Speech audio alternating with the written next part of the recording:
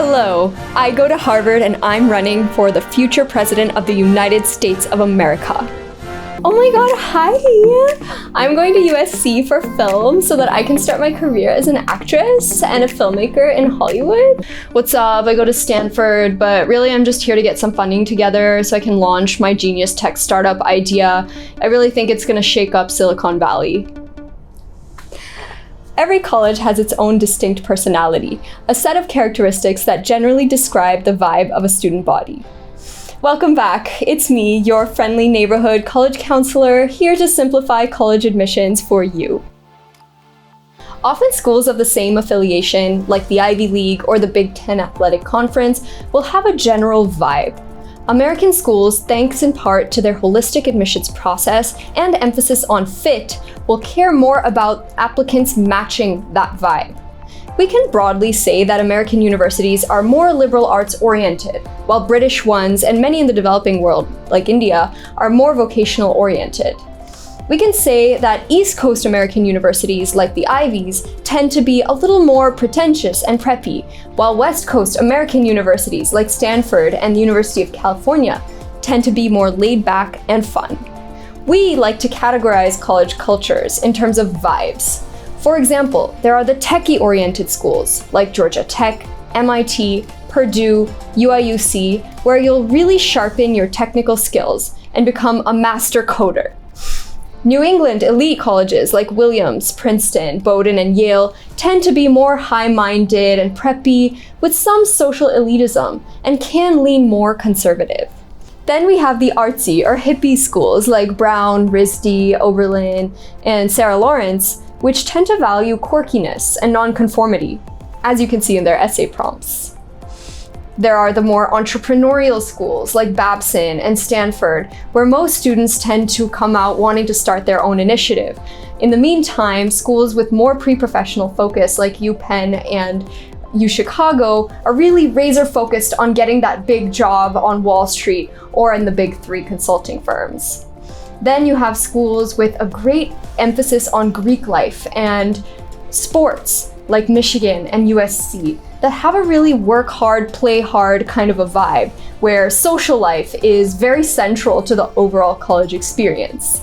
You have the outdoorsy schools like Dartmouth and Middlebury, which are housed in beautiful rural environments with a lot of outdoor activities to do. Finally, we have the very politically liberal, activist, LGBTQIA+ friendly schools like UC Berkeley, Smith, and Tufts, where you can truly be yourself and embrace the diversity of identities that exist out there. In order to understand a university's ethos, it's important to understand its educational philosophy, for one really does inform the other. You can find sources of these ideas in each university or region's mission statement, history, campus traditions, and admissions procedures. Here are a few tips to help you figure out a college's personality and settle on whether it's a good fit for you. Number 1, talk to current and former students. Read student testimonials so you can assess the experience straight from the source itself. Number 2, use social media in your college search. Number 3, take a college tour. There really is no replacement for seeing the campus for yourself and really get a sense of what does your gut tell you when you're on that campus. Read a college newspaper online. What types of topics are being discussed? Try and identify the students and professors among whom you see yourself being inspired, growing, and transforming into your very best self, as any college experience should give you. Campuses appeal to different students for so many different reasons, and that's great. It's amazing that a huge, quiet library could be too quiet for one person and a silent haven for another. No matter how beautiful, tech-forward, and impressive a school is, you have to decide if you can see yourself being happy and fulfilled on the campus. Does the environment feel like a welcoming backdrop for new experiences? And finally, try not to feel too much pressure about this decision. All you or anyone really can do is put your best foot forward and know that if the choice winds up being not what you expected, you can always transfer. In college, as in life, it's totally fine not to find the perfect fit on the first try. Here's a bonus tip. Once you're able to grasp a college vibe, you are able to convey that through your college application and your essays. When you're writing why I want to go to NYU, you're able to really encapsulate that personality and demonstrate that you fit in perfectly with the vibe or the campus culture that you are applying to. This will undoubtedly give you an edge over the competition.